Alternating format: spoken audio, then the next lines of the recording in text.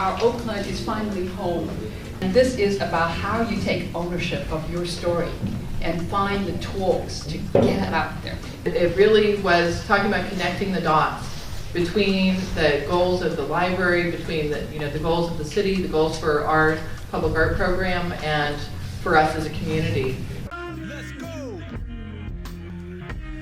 Good morning. My name is Fanny Brown, and the means of telling stories, I came to Oakland in 1968. My thing is a city like Oakland is what you make of it, where you live, and how proud you are of where you live.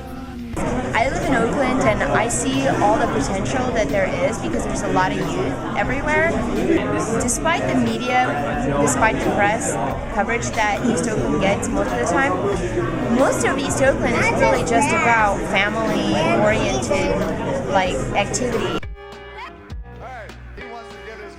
So I think it's kind of such a basic human impulse and way to connect and describe who we are and understand each other, and it's both unique and universal. I think it's really exciting to see people opening up. I think it helps to create a more tolerant society, and it helps to create acceptance among different groups. I think it's important for our youth to envision a better story for themselves. We get students to understand that they are always becoming something new, and that we are always in a state of becoming. I mean, what other legacy could you leave for your children if you don't leave a story, right? It's like, how do we capture those stories and recreate that community that we once knew, and provide that for folks. You can see it in the person's face when something has hit home, when something is so serious that maybe the topic is not serious, but something in their life is totally relevant to that topic, and you can totally see when there's a connection being made. How can we make an impact in the rest of the nation if we can't be able to interact and get the stories of our own neighbors? So that's one of the great things about being able to be here, is to really sit down and to connect with other folks that are doing the same thing that we're doing, by telling their stories. I think that it's really exciting to be able to have someone listen to you and to hear your voice, and to be able to feel like your story is important. When a young person is able to share their story, it allows them to tap into who and what they are, right?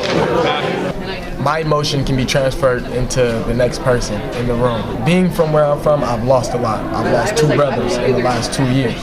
So you look at it like you can't smile all the time, but you can if you can deliver a smile. So that's what I try to do. When young people engage in that kind of sharing of stories and that type of creating of stories, it has the potential impact of building community again, and in also making sure that we just on a fundamental level don't feel alone, right? What are the important stories in your community that really should be told? Doesn't matter how small, how huge, what are they? And then whom in these community technology groups can help you tell that story? Young people do know how to use the internet. They do know how to use technology. They do know how to use a lot of the things that older people don't. There was this misconception that there's no resources. And actually we had many people saying there's actually a lot of resources, but they're not connecting and they're not partnering with each other. The nature of the public sphere has changed. The public sphere is merging with the virtual sphere. And now that we have all this digital, new media, social media tools and tactics, we could potentially, just with this small event here in East Oakland, amplify that. Really trying to figure out how we can link and make our movements compatible. We're really interested in recording stories of people about transition, transformation, about learnings, things that have shaped them to be who they are.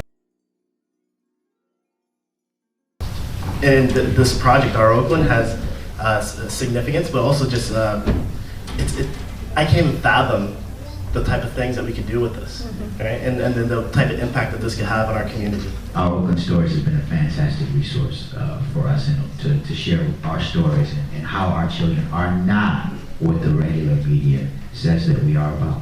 So I just want to acknowledge the profound potential and the profound impact of our Oakland is that it provides a gateway for so many segments, so many layers in our community to really come together where there is this common space. That everything ripples out.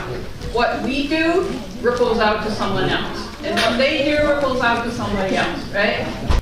See, many of my residents don't have people to take witness to their lives.